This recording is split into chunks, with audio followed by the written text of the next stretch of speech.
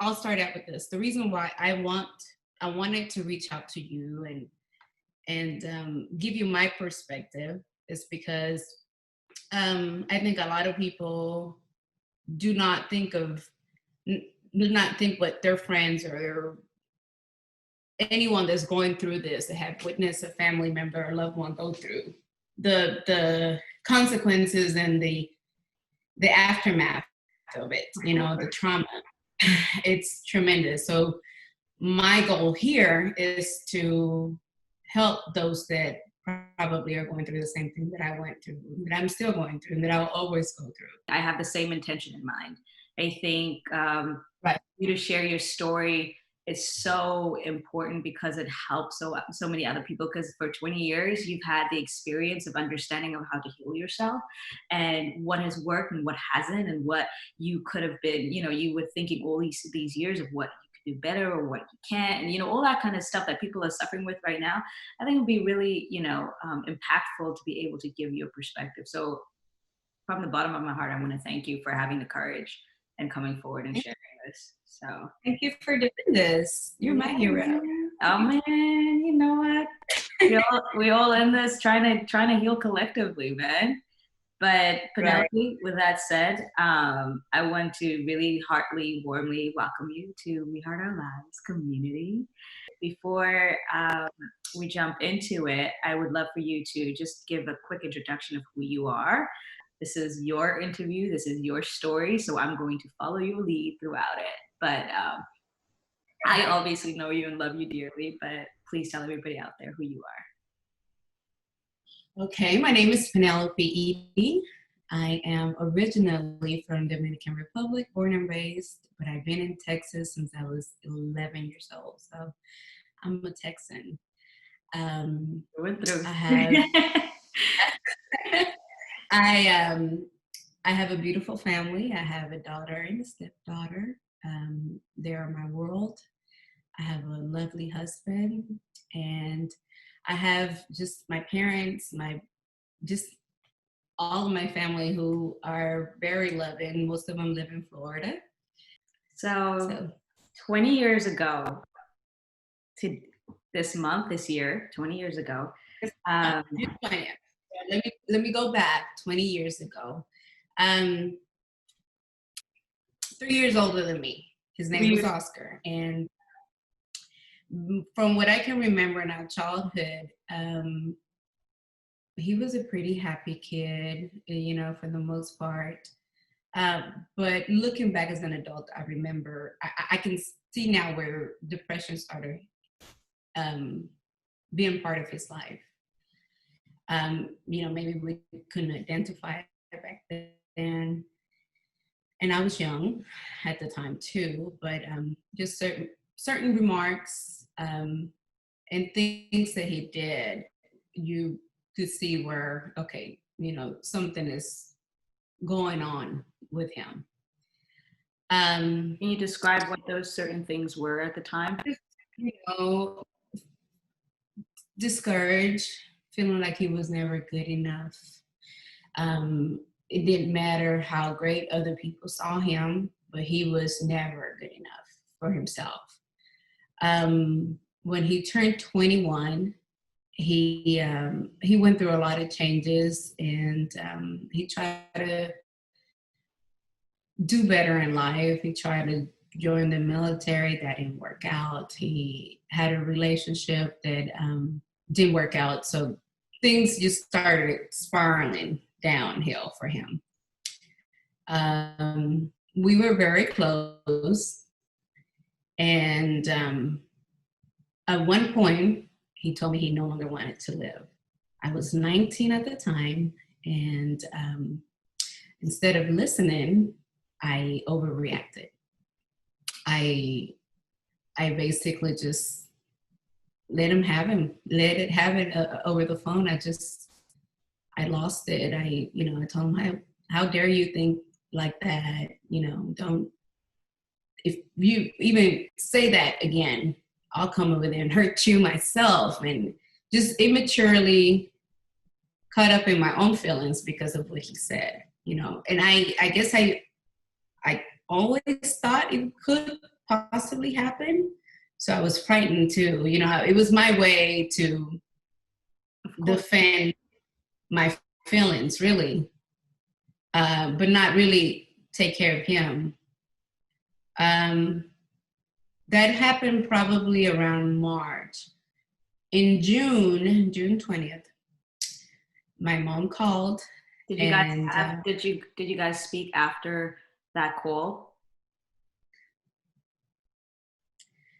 Yes, actually, I went home for spring break and I saw him. We had a great time. I was home from college, and we got into a fight. I had a necklace with my name on it, and he was wearing it. And I was like, well, that's stupid. Why would you wear it? Girls are never going to talk to you. You need to give it back. You know, just brother sister fight. And he never gave it back to me. So he never said bye. He never said bye. And I was so upset because we had gotten into it, and I just thought it was so dumb that he was wearing my necklace. Long story short, that was the last time I saw him.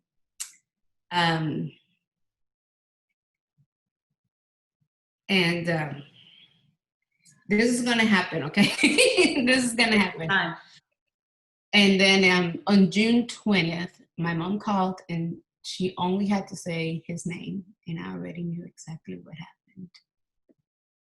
All she did was say his name, and I knew.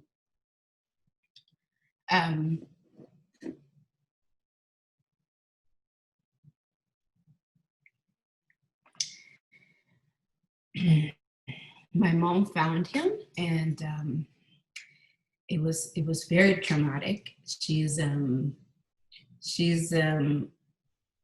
all her life she's been working in the medical field.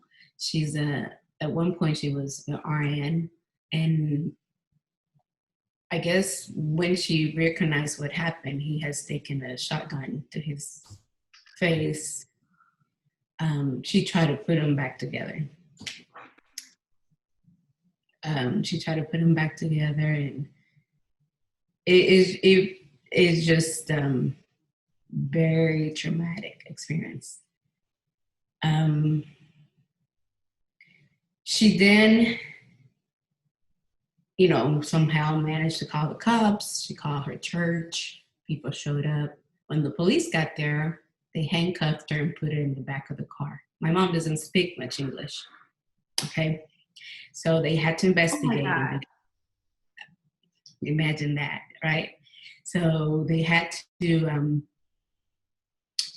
investigate and make sure that it wasn't false. And she went through all that trauma. Once they cleared the room, my mom took the responsibility of cleaning the house and the room by herself. She didn't want anyone involved, and the way she looks at that, it was her way of coping, instant coping for her. She felt it was her responsibility. Right. So, I've always been the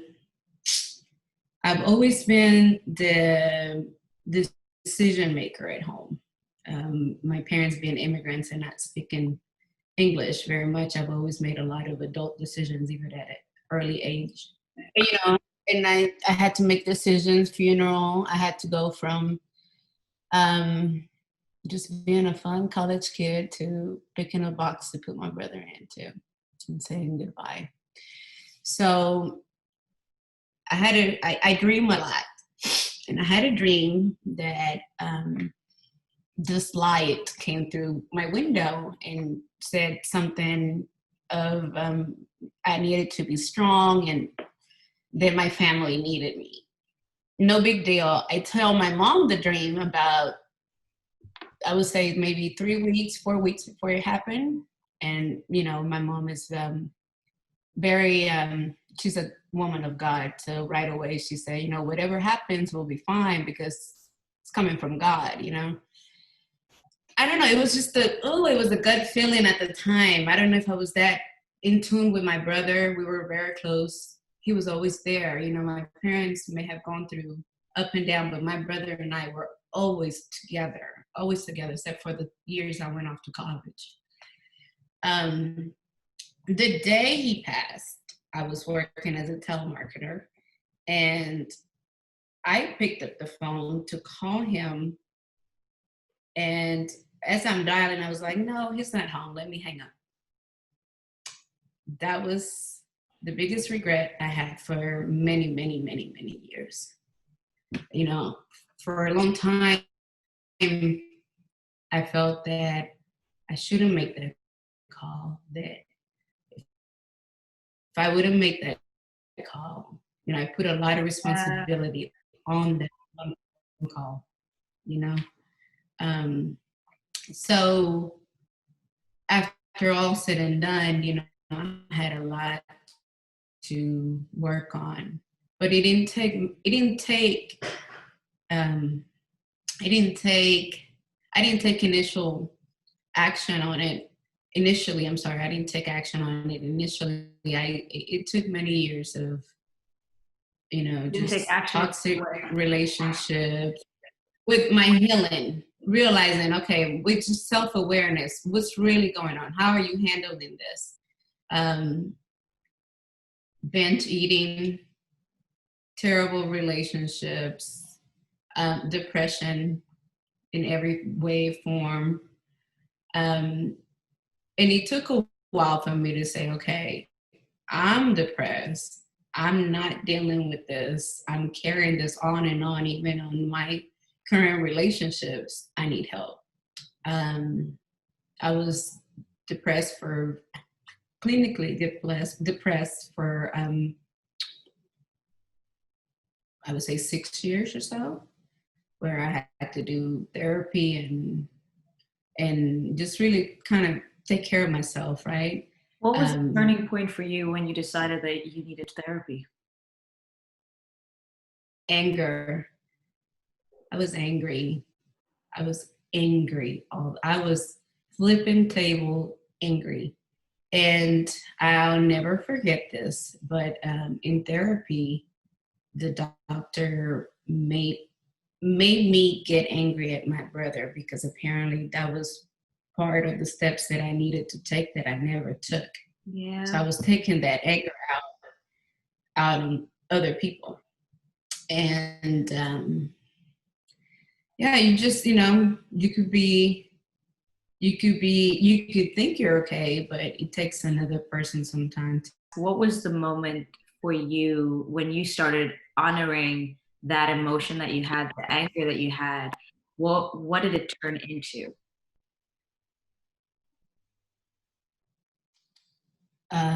It turned into a lot of evaluation. I had to do a lot of reading. I got closer to God.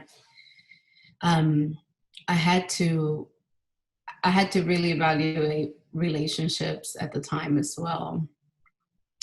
Um, you just see the world different once you have that certain awareness. You just look at the world different. You start thinking, okay, I'm not a victim here. I can adjust my lens a little. And, Mhm. there is joy in other people, there is joy in other things. So I really had to adjust my lens and adjust my perspective in life. Um, Not a lot of people saw that anger. Not a lot of, I'll be surprised if even my close friends would agree to that, because Did I you don't think a lot of people, but did you stay angry at him? I know for me personally, I know exactly what you mean when you feel anger towards somebody that did something like that, right? Like all of the things that come with it, and then you stick with anger. It wasn't until recently where I was able to redefine the anger as betrayal, feeling betrayed.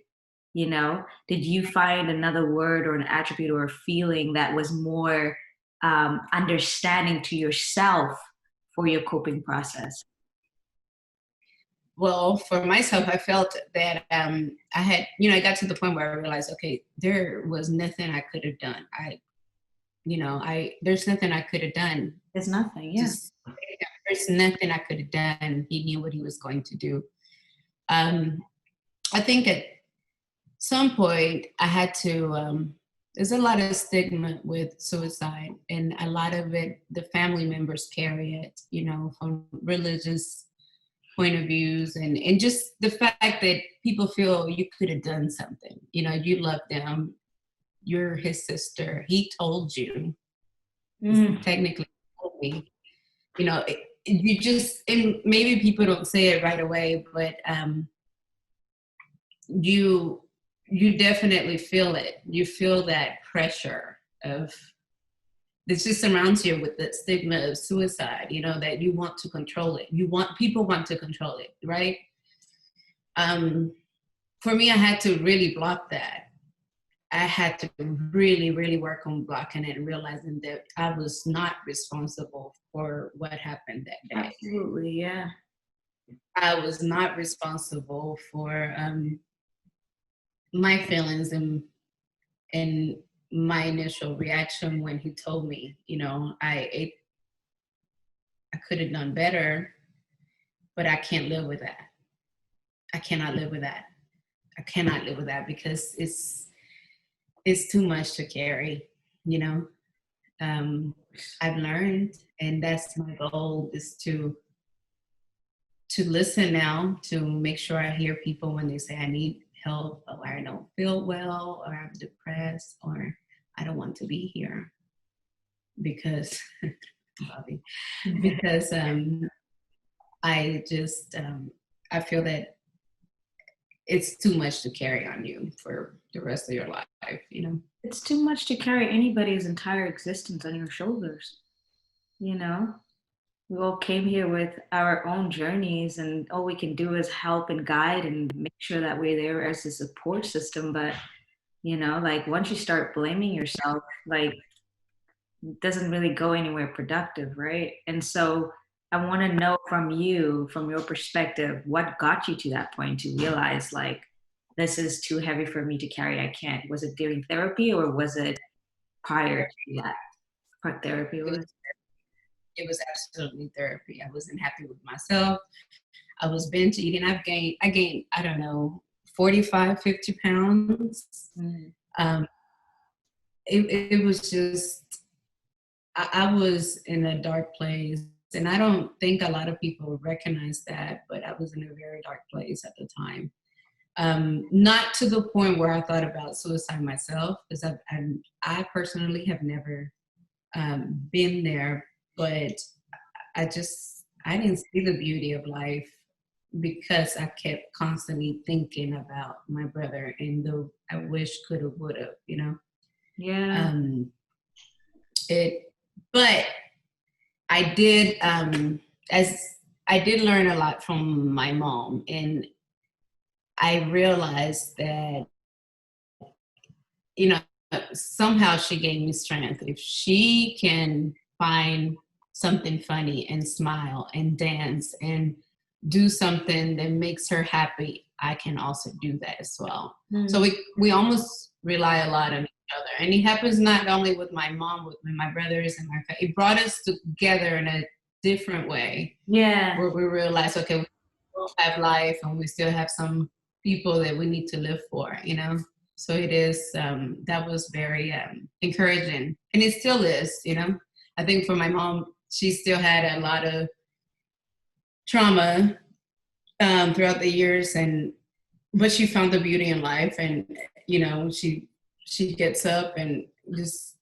What were some of the stuff that you guys suffer from? I know you said you were clinically depressed, but your mom, did you suffer from night terrors? Did you see it consistently play in your head? Like, what are some of the symptoms where you realize now, knowing that you were, because some people might be going through this, having the same kind of like self-medicating processes like you did, like binge eating and, whatever else you needed necessary to soothe yourself and not deal with the issue, right? Like, what are some of the signs that you experienced that if you knew that, if you could have seen outside of yourself, like, oh, this is what I'm going through, this is what I'm feeling, maybe you would have sought out help earlier? Anxiety for the most part. For my mother, anxiety that something was happening to one of us, right? So I lived away from home, and every time I went through a breakup or anything, she was concerned about my mental health. And same for just for me overall, the anxiety of losing someone, just wanting to love again, not wanting to love. You know, I have my family, and that's enough for me to worry about. I don't want to welcome love anymore because it's going to hurt me and it's going to end.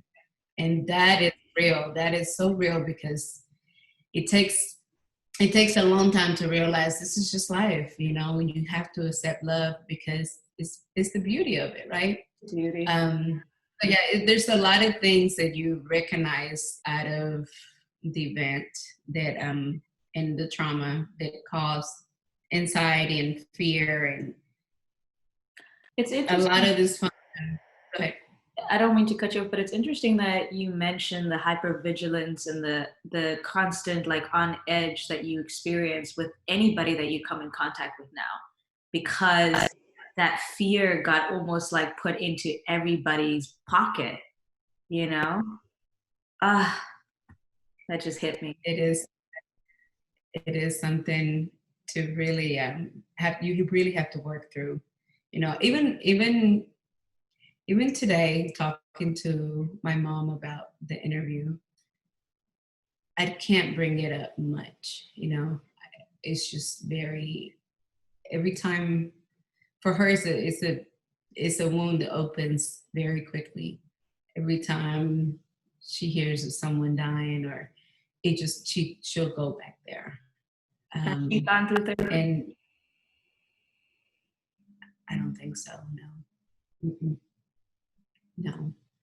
Um, and I now that I'm a mom, it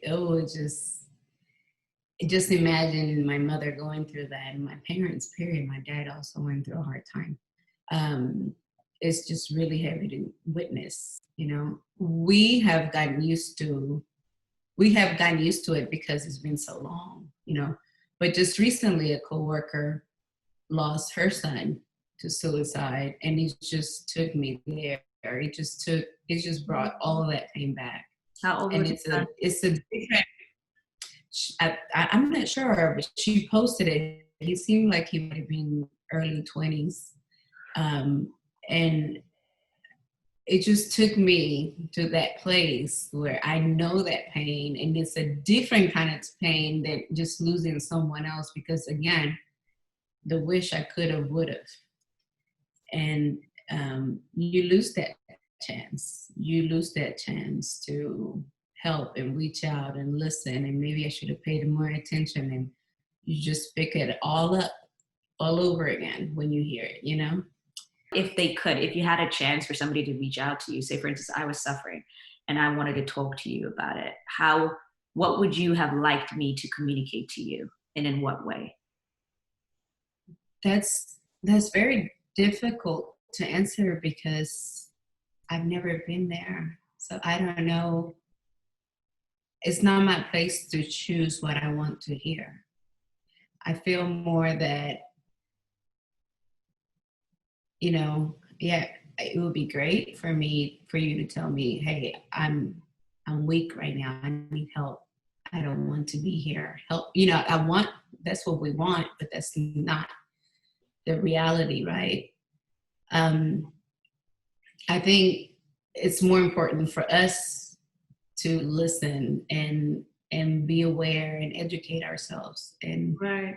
and love our people and just check on them. Just even during hard time, everyone has a story. Everyone has a story, and we just need to listen without judgment because we never know what the other person's going through. Absolutely. You know. And I was just, and I know it's a difficult position to be put in, but I was just thinking from a perspective where we're trying to learn from both sides, right? Like the people that are left behind, and then the people that are suffering and don't know how to reach out to their loved ones, right? And so even for people watching this, like feeling like they're alone or they can't reach out, and if they do, they get judged or whatever the case is. We understand that there is the work that's needed on the receiving side, but it's also sometimes I'm trying to find words and ways in which we can express ourselves when we are in a really dark place, right? And so sometimes with somebody like you, if I'm like, if you like you said it perfectly, where you said like, just say I need, like I feel this and I need help. Maybe that's just like the language that we need, because we've some the stigma around it makes us ashamed to even admit that we need help. Oh, how many times I felt ashamed to even say like, yo, this is pretty crazy right now. This is at that point. You feel ashamed and you feel weak, and so for hearing encouragement from somebody like you that have experienced it, maybe it's you giving permission. You know what I mean? All I need to hear is like, I need you right now and I'm there. Absolutely, absolutely. And even just checking on your friends. People are not going to speak up all the time. We have to, as again, coming back to the listening part, we have to go back and check on the ones that we think may be okay and they're not. We know they're not. Because it opens door of communication when you reach out to the other person and not expect for them to make the first move. So that's probably, honestly, that's probably the biggest lesson I've learned, is to have an open heart and understand that everybody has a story. I I was guilty of thinking, oh, you'll be fine. Oh, you'll be fine. You got your heart broken. It's okay. I was guilty of that. I did it to my own brother. And then it happened. So now I pay attention to those little things, and little things that could be to me may mean so much more for somebody else. So Right. that's your lens. Do you think that how has your experience been in your healing journey, not having your mother, for instance, to talk about this and really uncovering the pain that both of you guys are probably experiencing? I have a great support group. I have great friends. I believe in therapy. I go to therapy right now every week. I believe in therapy. I try to self-care as much as possible. And I'm saying this even though I'm having some really stressed couple of weeks. But I take moments to realize, okay, I have to check where I'm at. How are you feeling and why? What are you going to do about it? I think my mom has her own way of coping: music, laughter, traveling. She has her own way of coping and things that make her, her church. She expresses that energy in other places. So I think she does a great job at not staying in a dark place. Right. That's and I think both of us. Sorry, go ahead. I didn't hear the last. I think that's beautiful because for your journey, it seems like both of you finding your own way to heal separately, has been productive for you guys to come back as whole people. I was just asking because I've heard people's feeling still afraid that they can't talk about the person that they miss or loved inside their family because of the stigma or the fear of what it would uncover. So I just wanted to know what your journey was, but it seems like you were doing beautifully. Like we talk about him all the time. Not anything dark. We have great memories, and we talk about him all the time. It's just amazing how time tends to heal, but he still lives with us. It's amazing how it's almost 20 years this month, but I still think about him every day. But I'm at a different stage. I was at a place where I couldn't even talk about it. I didn't want to talk about it. I couldn't talk about it. That was that stayed with me. I couldn't, this that's happening now, 15 years ago, no way possible. Um, and there was time when my close friends would know what I was going through, and I would say something, and they knew the situation, and would find the right words to say. But now I'm at a point where I openly talk about it, especially when people mention the topic or feel that somebody may do it, or someone is going through something, because I've been there. I've been there. Just today, I reached out to my friend and told her, what I couldn't even ask her how she was doing because I knew how she was doing. But I did tell her, you have to take the day 30 minutes at a time. You cannot think any further than that. 30 minutes at a time. Anything past that, it would put me on the edge. It was anxiety and, thinking of oh my goodness, he's not going to be here. He's not going to be here when I get married, when I have a child. That's too much. Just what am I going to do for the next 30 minutes? And I lived like that for a very long time. What am I going to do? That's okay, good advice. I can move on to an hour. What are we going to do for an hour? And, it takes a lot of discipline, because your mind takes you places and you want to look at the future. You want to plan the future. But sometimes it's hurtful. It hurts to know that person is not there. Yeah. I'm so sorry. So what would you say are the things that bring you joy today? The things that make you happy to look past the next 30 minutes or the next hour? My family, my baby, you seen it. My family, the fact that I'm healthy. I am in such a beautiful place in life. I'm healthy, and I have so much to be thankful for. My loved ones are here, and I'm surrounded by great people, tons of love. Always been, always been.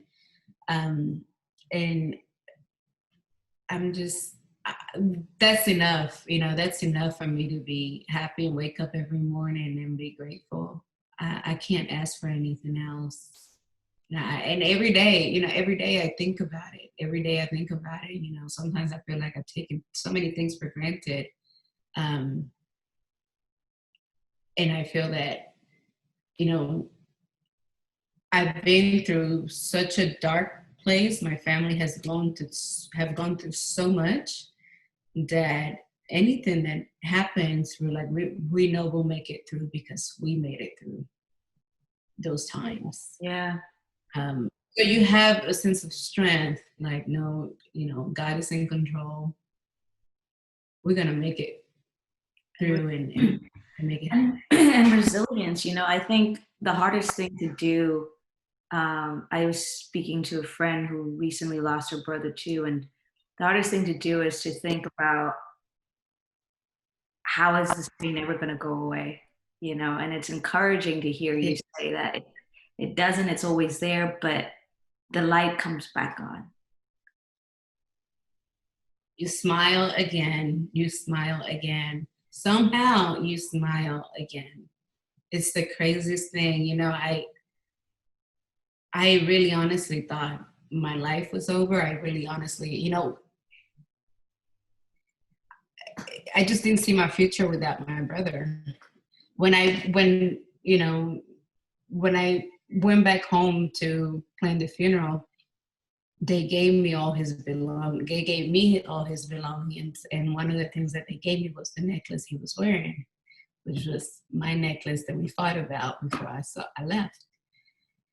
And then I just realized that fight was so stupid. That fight was so stupid. And it just brought me almost joy to see, all right, you win, Okay. All right. Oh, yeah. So it's just in a way, it was like, okay, you win this fight. All right, whatever. You got the necklace. So you have to find the little things that bring you joy about that person, and just keep pushing it. It's I don't know. It's just a weird thing to carry with you is that grief. But you smile again, and you find joy, and you dance again, and it's life. It's life. Um, but it's a lot. It takes a lot of work. It takes a lot of self-awareness and a lot of healing to get to Lot that. of healing that never ends. It's a constant journey. A lot of, and it's something also that you have to pay attention to the people around you. So, it's something that now I have to make sure I heal so that I don't give it to my daughters.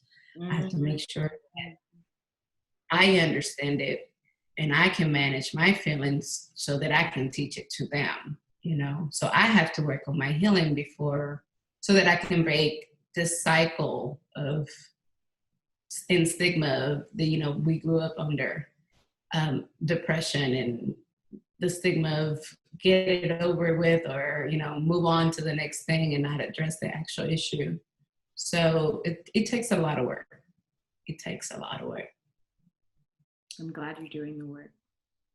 I'm so glad you're doing it. What? Me too, girl. Me too. I'm so tired. I need Oh my God, I know the feeling. Trust me. Especially during the times that we are like, we get tired, but I think the fact that we can smile and laugh and celebrate the smaller things in life, it's encouraging. It's encouraging to feel like our hearts will feel lighter again. Amen. Absolutely. Absolutely. That's the beauty of it. We can we can't stay angry. There's nothing good out of anger. And I've learned that. So we have to get up and smile again and continue kicking ass. Just have to do it. If there was one thing that you could share with somebody hurting right now, what would it be? Get help. Talk to someone. Call me. I'll talk to you. Um, I know people say it's hard to think about others, but just think about the dark legacy that suicide brings. It doesn't end with you. It carries on and on and on and on.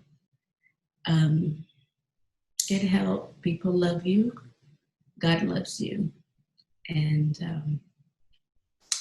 you will get better. Every day is a new day. Every day is a new day. You can start over. That's what I would say. That's beautiful. Child. Okay, now. Oh, man. Well, girl, thank you so much for your bravery. I know how hard this was for you. I know it helped me just to hear your loving words. It means a lot. So, and It's I'm and glad. I thought it was gonna be, oh yeah, that'd be fine. I'm in a good place. There's not gonna be any tears. There's always tears. Always. Child, There's always always Sarah. tears. There's always tears. you know, and I accept that too. Hey, that's just what happens. And Yeah. that's part of the journey. But I'm glad you're doing this. I'm so thankful you're doing this. And I mean that. The moment I saw your video,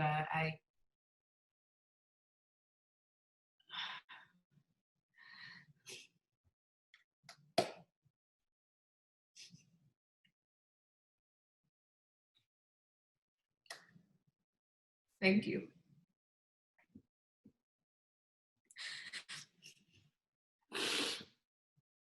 Well, with that, let's get off this call. Oh my God. Yes. Ah, Good job, Nicole. This is a great calling and a great opportunity to save lives. that's where my heart is at. Um, You know,